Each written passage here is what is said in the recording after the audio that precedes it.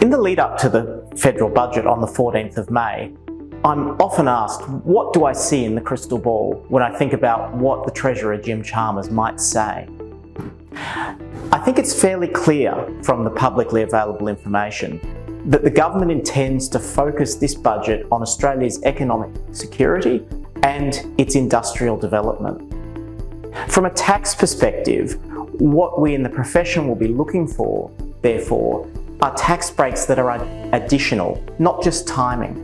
So not tax breaks that don't just bring forward deductions from a future year to the current year, but that give extra deductions more than what taxpayers might otherwise have got.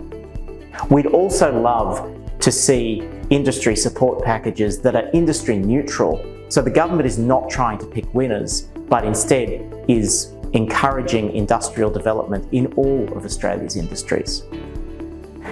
Finally, the tax profession would love to see a much deeper tax reform conversation. Unfortunately, politicians from both sides of politics are unwilling to have that conversation because it has become a toxic conversation to have.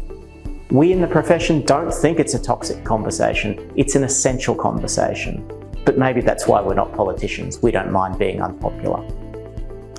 Finally, if we see a budget, as we expect, that's focused on the longer term and has an industry focus, we expect that the government will then run to its full term out to May 2025. However, if we happen to see a budget full of electoral sweeteners for individual taxpayers, then we might be in for an early election in the second half of 2024.